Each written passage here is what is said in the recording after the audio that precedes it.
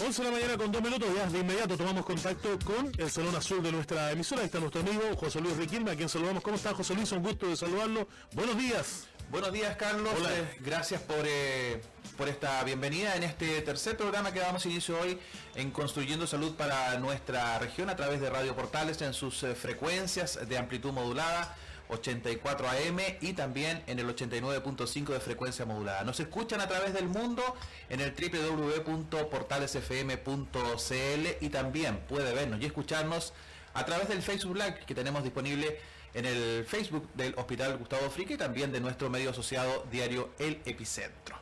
Construyendo Salud busca dar a conocer a la comunidad el quehacer de la red de hospitales que componen el Servicio de Salud Viña del Mar Quillota, centrados primero en la construcción de su hospital más complejo. Así es, el Hospital Dr. Gustavo Fricke, que fíjese ya alcanza un 88% de progreso y que marcará un hito en la atención hospitalaria de la región. De hecho, es un 88.8%, más para ser más específico. Pero también queremos mantenerlos informados sobre las obras que forman parte del Plan de Inversiones de Salud 2018-2022 que se están ejecutando en este servicio de salud y que atiende a cerca de 1 millón de usuarios en sus 11 hospitales y la red de atención primaria de salud. Y por supuesto, hablaremos de los temas de salud que más nos interesan, como son la prevención de enfermedades, las conductas saludables, tratamientos, nuevas terapias y también tecnología. Y para eso vamos a darle la bienvenida a nuestros dos invitados del día de hoy. Una de ellas es Carolina Molina Bastías, jefe de la Unidad de Farmacia y Laboratorio, Subdirección de Gestión Asistencial Servicio de Salud Viña del Mar Quillota. ¿Cómo estás, Carolina? Muy buenos días, bienvenida. Hola, buenos días. Y también le damos la bienvenida al doctor Erasmo Bravo, quien es jefe del Servicio de Ginecología y Obstetricia del Hospital Dr. Gustavo Fricke. Doctor, muy buenos días, bienvenido. Muy buenos días, muchas gracias. Vamos a comenzar el día de hoy junto al médico jefe del Servicio de Ginecología y Obstetricia de este centro asistencial para conversar sobre los temas que evidentemente usted quiere saber y conocer a través de este programa. Doctor, en su servicio no solo se atienden partos, que es lo que se asocia comúnmente a su labor, sino que muchas otras cosas. ¿Nos puede contar cuáles son las patologías que más se atienden en el Hospital Dr. Gustavo Fricke de Viña del Mar? En nuestro servicio es uno de los servicios de más alta complejidad a nivel nacional. De hecho, estuvimos haciendo un análisis y un estudio de un indicador que el GRD, que permite compararnos con distintos servicios, y nosotros en este minuto tenemos el valor más alto a nivel nacional. Por lo tanto, es un servicio muy complejo. Y obviamente que no solamente se restringe a la atención de parto, sino que nos permite a nosotros manejar pacientes que tienen patología del embarazo de alto riesgo. De hecho, somos un centro de derivación, el centro más importante a nivel de la región en la derivación de enfermedades del embarazo que califican a estas pacientes como de alto riesgo. Además, tenemos atención ginecológica, todas aquellas patologías en la mujer que no están relacionadas necesariamente con embarazo, también de muy alta complejidad. Tenemos una unidad de infertilidad, tenemos unidad de piso pelviano que ve todas las patologías de la pelvis femenina. Tenemos también la ginecología general que ve las enfermedades benignas de la mujer. Y también contamos con una unidad de oncología ginecológica. Tal vez esta es una de las unidades más complejas por cuanto involucra una patología que tiene alto impacto en la población, que se ha ido haciendo bastante frecuente, y también funcionamos como un centro de derivación de la red del Servicio de Salud Viña del Mar Quillota. Me quisiera detener, doctor, particularmente en este último punto que usted menciona, la ginecología en pacientes oncológicas. Quisiera preguntarle cómo nace esta área en el hospital. Yo me formé en el Hospital Carlos Van Buenen, hice mi especialidad en ese hospital, y el año 2008 me solicitaron ver la posibilidad de integrarme al Hospital Gustavo Fricke con la finalidad de un poco reforzar y en lo posible generar una unidad de ginecología oncológica. Y en esa oportunidad yo obtuve un permiso para ir transitoriamente a formar esta unidad que posteriormente se fue haciendo cada vez más sólida al punto de tener la unidad que hoy tenemos y el año 2016 trasladé completamente mis horas del Hospital Van Buren al Hospital Gustavo Fricke, y bueno, ya llevamos 10 años en esta unidad, que partió con 2 médicos, hoy día somos 10, tenemos también la participación y nos hemos integrado con el Hospital de Quilpué, que también logramos implementarla con los mismos recursos del Hospital Gustavo Fricke, que hicimos una extensión hacia Quilpué, y hoy día Quilpué tiene su centro de ginecología oncológica, en que participamos prácticamente todos los médicos de la unidad del Hospital Gustavo Fricke. Y además estamos en este momento también trabajando con el Hospital de Quillota. Tenemos un colega que va semanalmente a participar en la toma de decisiones de estas pacientes en ese hospital. Así que tenemos una unidad muy sólida, muy grande, altamente compleja, que tiene un buen número de pabellones. De hecho, tenemos 3 pabellones semanales, 2 en Viña, en el Hospital Gustavo Fricke, y 1 en el Hospital de Quilpué, todos pabellones extensos que se extienden desde las 8 de la mañana hasta aproximadamente 4 o 5 de la tarde. Usted menciona que son 10 años ya de este trabajo en esta área del hospital, son cerca de 10 médicos los que trabajan particularmente en esto mismo. Quisiera preguntarle cómo se enfrenta en el hospital la maternidad o la ginecología en pacientes oncológicos. Bueno, la verdad es que es un tema sumamente complejo, es un tema de actualidad.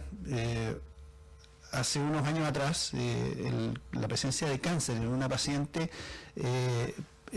si se encontraba embarazada, y especialmente en sus primeros estadios, en sus primeras etapas de gestación, se prefería el tratamiento de su cáncer, independiente de lo que ocurriera con el embarazo. Y por supuesto que los pacientes jóvenes que presentaban cánceres perdían prácticamente todas las posibilidades de tener en algún momento la posibilidad de embarazarse. Hoy en día, felizmente, eso ha ido cambiando.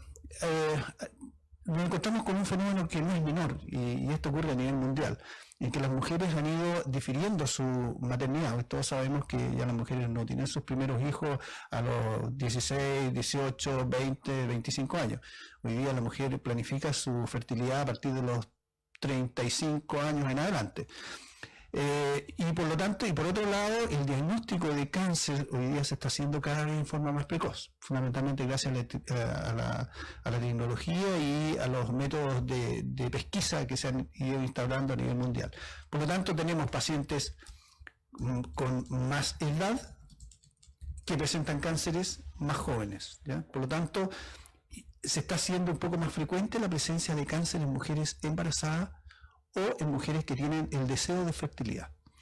Por lo tanto, se ha tenido que idear sistemas que permitan proteger esta fertilidad en las mujeres que son portadoras de cáncer. Ahora, ¿cuál es la clave? La clave es, en lo posible, hacer el diagnóstico precoz. El poder conservar la fertilidad en una mujer portadora de cáncer, el requisito básico es que la pesquisa de ese cáncer sea hecha en forma precoz.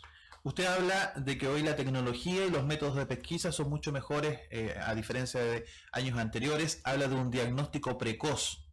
Pues bien, ¿cómo se diagnostica esta patología? ¿Cómo podemos indicarle a nuestros auditores, a las mujeres que hoy nos escuchan a través de Radio Portales, de cómo pueden diagnosticar una situación de este tipo en forma precoz? Es fundamental el control en sus centros de atención más cercanos a su lugar de residencia. La toma de Papa Nicolau, por ejemplo, en lo que se han hecho miles de campañas para que la mujer se integre y haga su examen.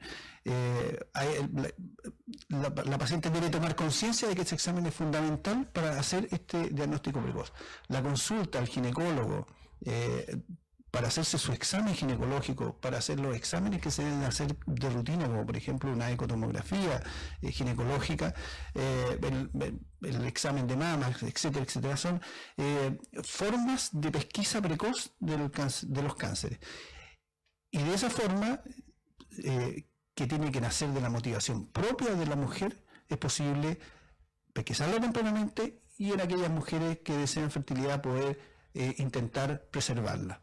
Por lo tanto, en conclusión, la paciente debe acudir a sus controles con la matrona, con su médico, periódicamente.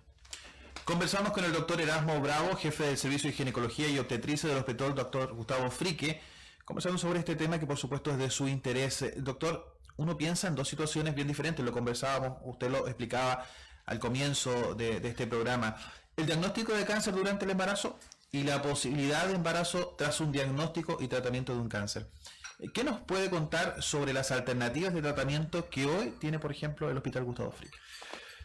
Bueno, va a depender fundamentalmente del cáncer, del tipo de cáncer que la paciente tenga. Nosotros tenemos algunas pacientes, tenemos de distintos casos.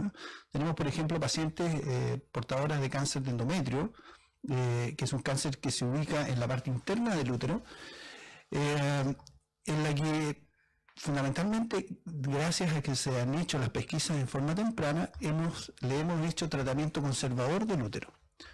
En base a hormonas y cirugías mínimas, hemos podido conservar ese útero y hemos logrado embarazos en estas pacientes. Tenemos pacientes también en que, producto de un cáncer de ovario, por ejemplo, que ha sido detectado precozmente, hemos hecho una cirugía conservadora en la cual se ha logrado preservar tanto el útero como parte de un ovario o un ovario, y de esta forma se ha permitido que estas pacientes logren su embarazo. Y también tenemos pacientes con cánceres del cuello del útero, las cuales hemos logrado, gracias a su pesquisa precoz, hacer una cirugía que permite preservar esa fertilidad. Incluso tenemos pacientes que, teniendo cáncer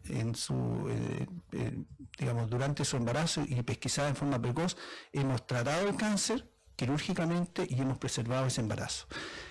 Todo depende fundamentalmente de esta etapa en que uno hace la pesquisa. Nosotros tenemos bastante experiencia en ello, tenemos la posibilidad de hacer cirugía endoscópica, hacemos cirugía laparoscópica, hacemos histeroscopías quirúrgicas, y esta tecnología nos permite hacer este tipo de cirugía, complementado también, por supuesto, con técnicas de fertilización. En muchas de estas pacientes se requiere el apoyo y la ayuda de los equipos de infertilidad para permitir lograr estos embarazos en estas pacientes que han sido tratadas previamente por un cáncer. Bueno, lo conversaba también, para quienes sufren estas patologías, ¿en qué casos es posible preservar la capacidad reproductiva y qué riesgos asociados existen en las pacientes? Siempre está el riesgo, si la pesquisa se realiza tardíamente, de perder esa posibilidad de conservar la fertilidad. Sin embargo, yo diría que el requisito fundamental, como lo he mencionado ya en varias oportunidades, es hacer el diagnóstico precoz.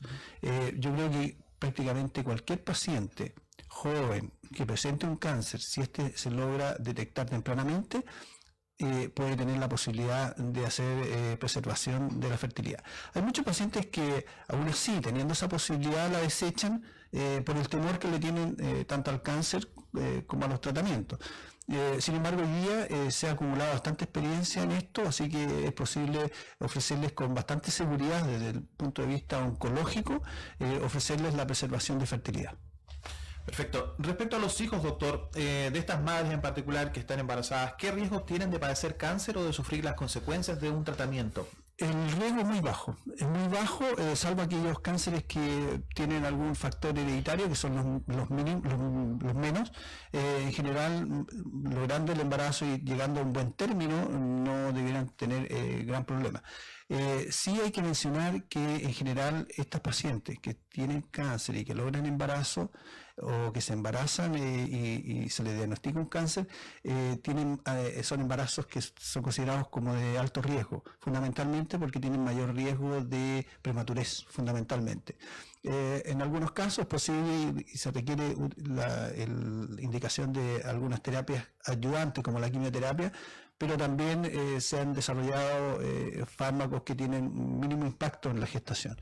Por lo tanto, la paciente que se embaraza puede, con certeza, salvo estos detalles, tener un hijo bastante sano y con muchas posibilidades de sobrevivir a largo plazo sin problema. Doctor, usted decía, ya llevamos 10 años con este equipo de trabajo desarrollado en el Hospital Gustavo Frique, donde también hemos ido sumando, por ejemplo, el caso de Quilpué, y hablaba de este médico de Quillota que también es parte de este equipo. Pero bueno, al comienzo del programa yo lo decía, ya llevamos un 88,8% de avance de lo que es el nuevo hospital Dr. Gustavo Frique de Viña del Mar, esperado por muchos evidentemente, y mi pregunta va asociada a cómo proyecta usted estos tratamientos en este nuevo centro, en esta nueva infraestructura, digamos, hospitalaria, considerando, por ejemplo, el aumento de su capacidad resolutiva y la calidad de la atención que va a beneficiar, por supuesto, a los pacientes. Usted decía que tenía algo así como 3 pabellones semanales, ahora va a tener una capacidad, digamos, mucho mayor. Bueno, si todo se da como esperamos y tenemos muchas esperanzas en el hospital nuevo, es altamente probable que contemos con mucha mayor tecnología y que tengamos más capacidad resolutiva. ¿Ya? Felizmente, hasta ahora nosotros no tenemos una tremenda presión asistencial. Hemos logrado, gracias a esta implementación a nivel de Quilpué y de Quillota, un poco atenuar el impacto de la lista de espera, etcétera, y esperamos que en el hospital nuevo, teniendo toda esta nueva capacidad y esta mayor capacidad, probablemente vamos a tener mucho más, en forma mucho más expedita, la atención de estos pacientes. Pero hay que hacer notar lo siguiente, y esto no solamente es algo que nos va a afectar a nosotros como equipo de ginecología oncológica, sino que a nivel de toda la maternidad, es que va a haber un flujo importante de pacientes que van a concurrir al hospital nuevo. Muchos van a ser por curiosidad, por conocer el hospital nuevo, probablemente por atenderse en un hospital moderno, actualizado y con una atención personalizada, etcétera, etcétera. Y de hecho lo hemos visto en otros hospitales nuevos, tanto en Rancagua como también en Talca. Hay un regreso importante de la población que vuelve al hospital, vuelve a este hospital nuevo. Nosotros tenemos y tenemos considerado, por ejemplo, que van a aumentar alrededor de 400 partos anuales en nuestro hospital. La gente va a querer atenderse en este hospital nuevo. La consulta de consultorio policlínico y la consulta espontánea o servicio de urgencia también va a aumentar en forma considerable. Y esperamos también que en el área oncológica también aumente en forma importante. Así que, pero estamos preparados para eso, estamos trabajando, tenemos gente joven en nuestro equipo que se ha ido integrando, la estamos preparando justamente para esa eventualidad. Son bastantes años ya que se viene trabajando en todo este desarrollo. Bueno, esta primera parte de lo que es el Hospital Dr. Gustavo Frique, después viene la segunda, como conversábamos en programas anteriores. Vamos a ir a una pausa musical porque estamos en septiembre también, la música es importante y al regreso vamos a conversar con nuestra segunda invitada, Carolina Molina, quien ya está lista y dispuesta para las preguntas que tenemos preparadas para hoy en Construyendo Salud en nuestra región.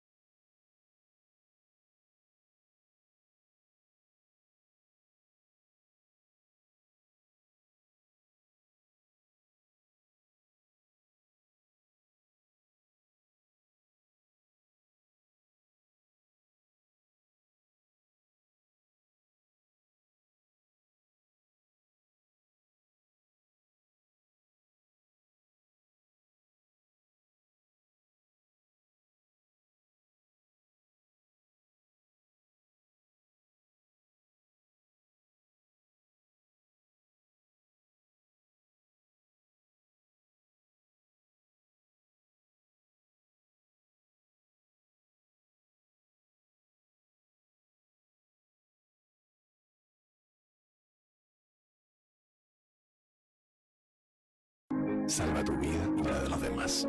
Cuidémonos del VIH.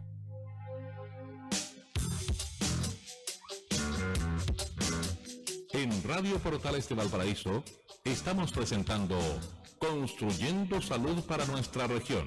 Nuevo Hospital Dr. Gustavo Frique del Servicio de Salud Viña del Mar Quillota.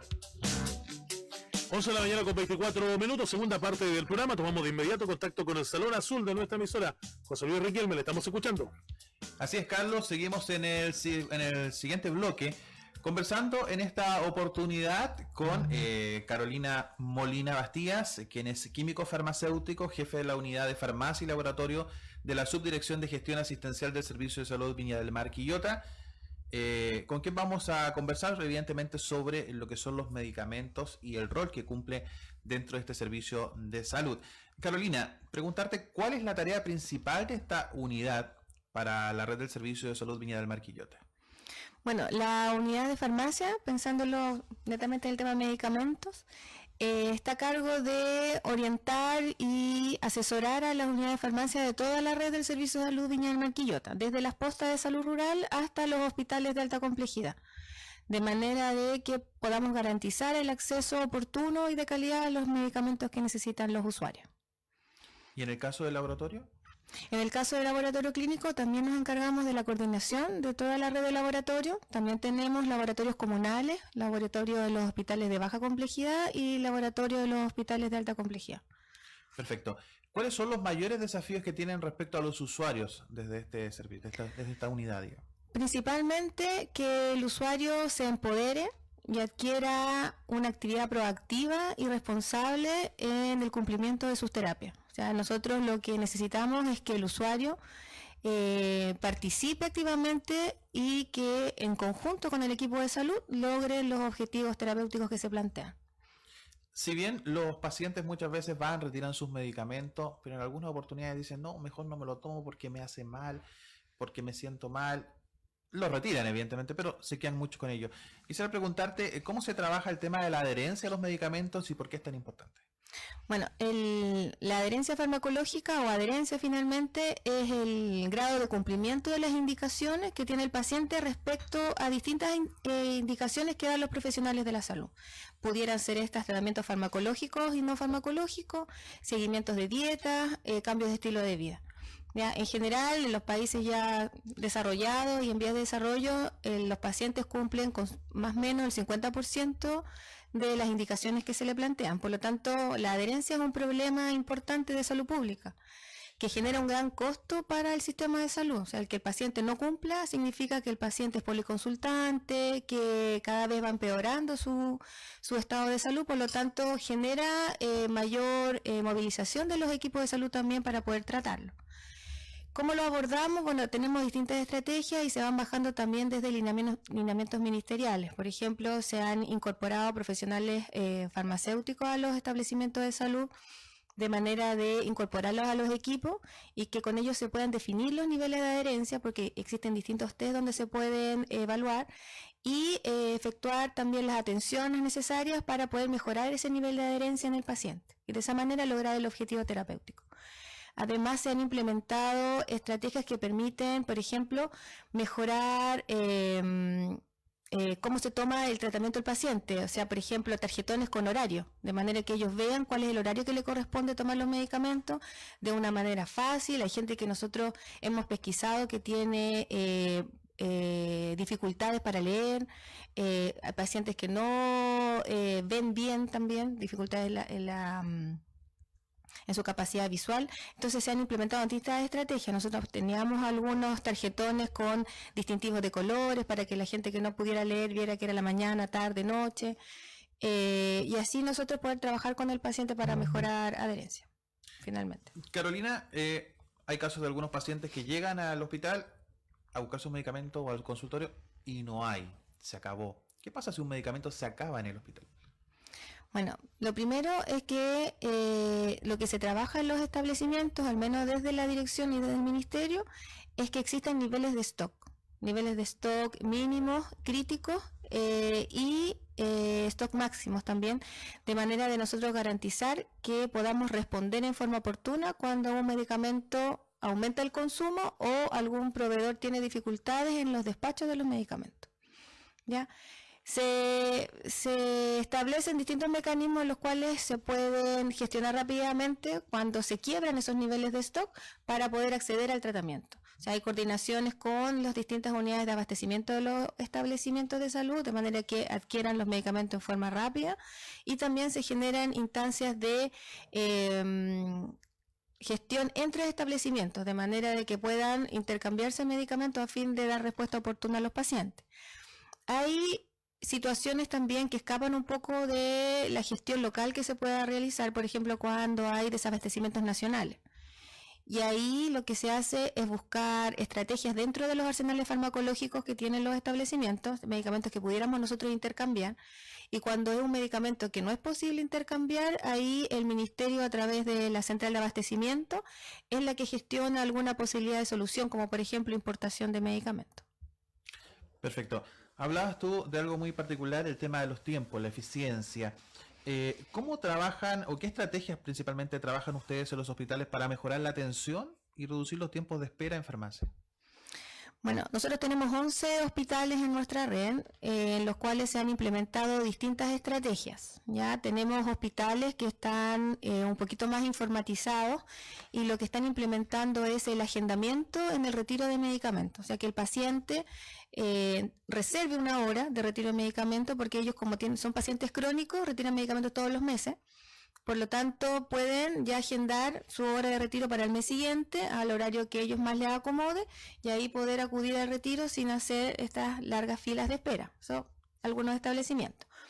Otros los que han implementado es el tema de la extensión horaria, que se da comúnmente en la atención primaria de salud, pero que en los hospitales no está implementado como estrategia, pero sí se ha visto la necesidad de poder ampliarlo, porque tenemos nosotros pacientes que trabajan de 8 a 5 generalmente, y esos pacientes no acudían a retirar medicamentos o tenían horarios muy poco flexibles para hacerlo. Entonces ahora ellos pueden ir en esta extensión horaria. Además, a través del programa Fondo de Farmacia también se ha podido incorporar recursos humanos en algunos establecimientos, ya sea profesional químico farmacéutico o auxiliar de farmacia, para también trabajar en mejorar la atención y la gestión de la unidad, y como una manera también de disminuir los riesgos, o sea, mejorando la seguridad finalmente que le entregamos los tratamientos a nuestros pacientes. Se han implementado también mejoras en infraestructura, cajetines que permiten tener los medicamentos separados unos de otros para evitar el riesgo en la manipulación, refrigeradores para mejorar las condiciones de almacenamiento, por ejemplo, de las insulinas. Y también se ha implementado, también como una medida que viene desde el Ministerio, el etiquetado por impresoras térmicas de los sobres de dispensación, que mejora la lectura de la indicación y también la comprensión de las indicaciones por parte del paciente. Perfecto. Quisiera preguntarte qué es el FOFAR. Ya, el FOFAR es el Fondo de Farmacia, es una medida presidencial que se inició el año 2014 y que tiene dos pilares fundamentales. Uno es la oportunidad en el acceso a los tratamientos, y la segunda es mejorar la gestión de farmacia relacionada con la atención del paciente. O sea, mejorar finalmente lo que conversábamos al principio, que son los niveles de adherencia a las terapias que son indicadas por los profesionales de salud. Perfecto. Quisiera preguntarte cómo funciona la cobertura de medicamentos en el marco de la ley Ricardo-Soto. La ley Ricardo-Soto lo que garantiza es tratamientos de alto costo para un grupo de patologías priorizadas, y una vez que el paciente es definido en cierta patología de la ley, es el Ministerio, a través de sus establecimientos aprobados, quien envía los tratamientos farmacológicos para el paciente autorizado al establecimiento que ya está aprobado. Viene directamente desde el Ministerio para el paciente que se autorizó. No hay una gestión local. Directo al Ministerio. Viene desde centralizado el tratamiento. A nivel general, ¿qué le recomiendas a los usuarios que solemos tomar medicamentos recomendados en relación, por ejemplo, lo hemos visto en otros programas, en el tema de guardar la mitad del tratamiento para más adelante, cuando te dan antibiótico y tú te sientes bien y lo dejas de tomar y quedan los medicamentos ahí? ¿qué recomendación podrías darle tú a los usuarios de los medicamentos respecto a ese tema que no está bien, en definitiva? Hablamos de la adherencia y la falta de cumplimiento por parte de los usuarios. Claro, lo primero es que el paciente tiene que comprender la importancia del seguimiento de las indicaciones.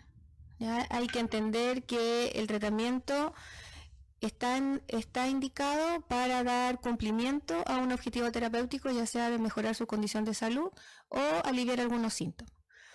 Y para eso tenemos que diferenciar algunos temas, por ejemplo, el tema de la automedicación.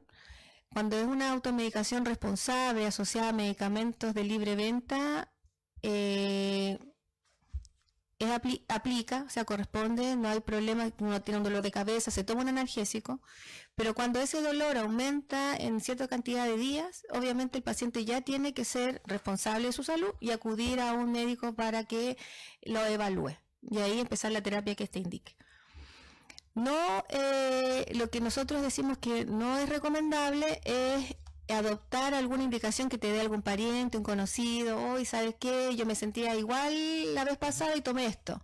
No, ahí no, porque cada persona es diferente, las características fisiológicas de cada persona son distintas, por lo tanto un medicamento que tomó una persona X no va a ser lo mismo con la otra persona. Y ahí nosotros tenemos bastantes dificultades con los pacientes para que logren entender que todos somos distintos y los medicamentos nos sirven, pero también tienen reacciones que son complejas. Por lo tanto, tenemos que saber esas reacciones complejas y tener precauciones. Lo otro importante es que los pacientes deben consultar también cuando tengan algunos eventos adversos que ellos pesquisen, por ejemplo, les dio una alergia con algún medicamento, tienen que consultarlo, tienen que notificarlo, de manera que uno los pueda orientar y pueda lograr el objetivo que se planteó inicialmente. Y lo otro que consultabas tú era el tema de guardar los medicamentos. Claro, entendemos que muchos tienen vencimiento. La otra vez conversamos también con una colega que decía que los líquidos eran mucho más fáciles digamos, de perder su efectividad, a diferencia de las tabletas que muchas veces duran más. Claro. Ahí va a depender siempre de las características físico-químicas del medicamento, si es líquido, semisólido o sólido, la fecha de vencimiento finalmente del producto. Pero lo importante acá es lo que establece también la ley de fármacos, donde se incorpora el fraccionamiento. ¿Por qué se incorpora el fraccionamiento? Porque muchas veces la gente guardaba los medicamentos también en sus casas, no en las condiciones que corresponden, porque siempre dicen los envases que tienen que estar en un lugar fresco y seco, y la mayoría de las personas lo guarda o en el baño o en la cocina, donde hay mucha humedad y los medicamentos se pueden alterar. Entonces lo que plantea finalmente esta ley de fármacos es que se entregue la cantidad justa de los tratamientos a los pacientes, para que evitemos guardarlo. Generalmente nosotros lo que recomendamos es que si tenemos un medicamento que es líquido, una vez que se termina el tratamiento hay que eliminarlo, ese no se guarda, no es posible guardarlo porque se contamina muy rápido. Perfecto. Ahí entonces una información útil para que usted sepa sobre el manejo de los medicamentos en su hogar y también respecto a cómo esta unidad de farmacia y laboratorio del Servicio de Salud de Viña del Mar Quillota trabaja con cumplir con los tiempos y además con facilitarle y entregarle los medicamentos que usted requiere como pacientes crónicos en muchos de estos casos. Carolina, muchas gracias por estar con nosotros y conversar sobre este importante tema. Sabemos que hay un desafío bastante grande con la nueva infraestructura del hospital. Ahí van a tener más espacio, más facilidades también y más trabajo para poder cumplir con los tiempos en la entrega de los medicamentos a los pacientes. Sí, y más tecnologías también que se incorporan para mejorar la dispensación de los pacientes, ya sea en consultorio de especialidades como en la atención hospitalaria.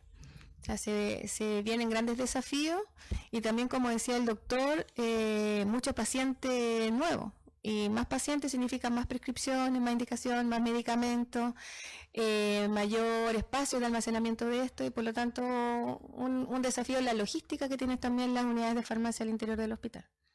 Y también en el programa de hoy conversamos con el doctor Erasmo Bravo, jefe de servicio de ginecología y obstetricia del Hospital Dr. Gustavo Fricke, y en particularmente hablamos sobre la ginecología en pacientes oncológicas. Y bueno, para cerrar, doctor, ya tenemos que despedirnos, principalmente la recomendación de un diagnóstico precoz. Sí, fundamentalmente, y tal vez lo más importante, es que las pacientes entiendan que la única forma de poder darles una atención adecuada, con un buen pronóstico, poder curar a la paciente de su cáncer, es haciendo el diagnóstico precoz. Por lo tanto, yo invito a todas las mujeres que acudan a sus centros, que se hagan sus controles y sus exámenes rutinarios, y de esa forma poder darles una atención óptima y un tratamiento adecuado que les permita liberarse de este mal que las afecta a veces en edades muy tempranas. Perfecto. Le agradecemos entonces al doctor Jorge Erasmo Bravo, quien nos acompaña hoy en el programa. Y también le agradecemos a Carolina Molina Bastías, jefe de la unidad de farmacia y laboratorio de la Subdirección de Gestión Asistencial del Servicio de Salud Viña del Mar Quillota. Me río porque acá le mandaron un saludo a través de nuestras redes sociales. Entonces están viendo en pantalla, dice aquí el doctor, el mejor, dice ahí, una de las que está y que le manda saludos. Entonces por eso leí el mensaje que le estaban enviando.